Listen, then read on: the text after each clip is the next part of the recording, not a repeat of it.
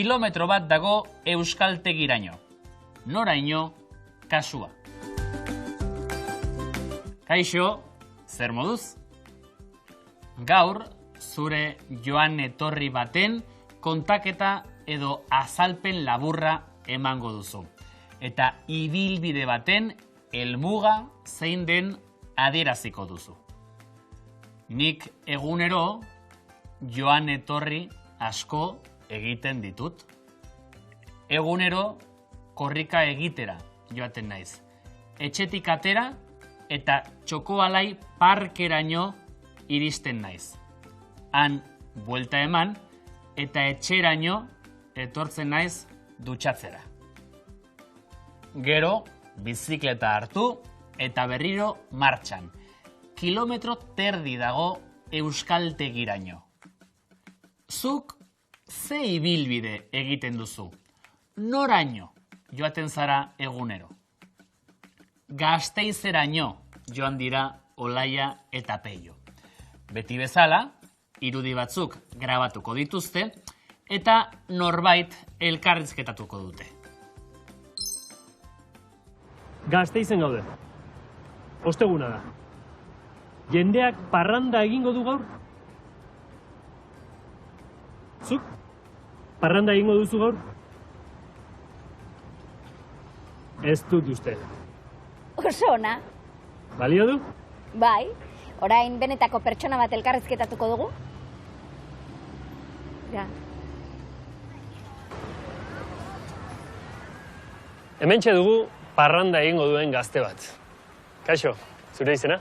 Kaixo, nire izena Aider da. Gasteiztarra zara? Ez, tuterakoa naiz, baina hemen ari naiz ikasten. Kontakizun edo azalpen batean, ibilbide baten azken helmuga adierazi nahi badugu, noraino kasua erabiliko dugu. Helmuga hori zehazteko, leku izen arruntak, parkea, euskaltegia, denda, etxea, auzoa, eta leku izen bereziak, Gasteiz, Donostia, Uruguai, Bordele, Madril, erabili ahal ditugu. Kontuz, ikusi ahal duzuen bezala, izen berezien euskal izena eta izen ofiziala beti ez dira berdinak. Leku izen arruntak singularrean, pluralean edo mugagabean deklinatzen dira. Singularrean eraino edo raino amaierak erabiliko ditugu. Adibidez, momentu batean denda raino hurbilduko naiz. Pluralean etaraino erabili behar dugu. Adibidez, banatzaileek gure etxe etaraino ekartzen dituzte paketeak. Eta mugagabean etaraino edo taraino erabiliko dugu. Momentuz, gure herriko bi auzotaraino iritsi da zuntz optikoa. Leku izen bereziak mugagabean deklinatzen dira. Leku izen bereziaren izena kontsonantez bukatzen bada, eraino gehituko diogu. Eta bokalez bukatzen bada, eraino gehituko diogu. Esaterako, ikasleak Gasteizeraino joaten dira parrandara. Eiderrek astero Tuteraraino bueltatu behar du. Bete utxuneak noraino kasua erabiliz. Egunero, Txokoalai parkeraino joaten naiz. Kilometro terdi dago euskaltegiraino. Ikasleak Gasteiz eraino joaten dira parrandara.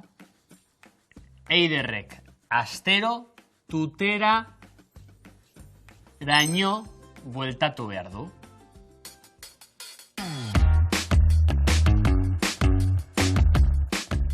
Leku izen batzuk arruntak dira eta beste batzuk bereziak.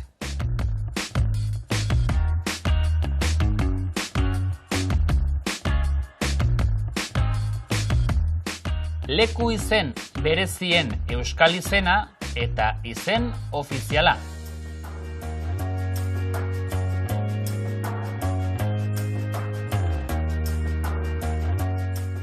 Leku izen arrunten deklinabidea noraino kasuan.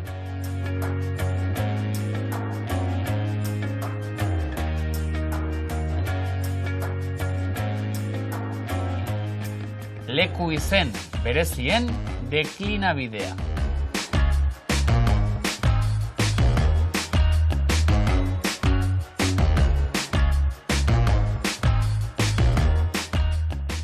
Leku izen berezien deklinabidea noraino kasuan.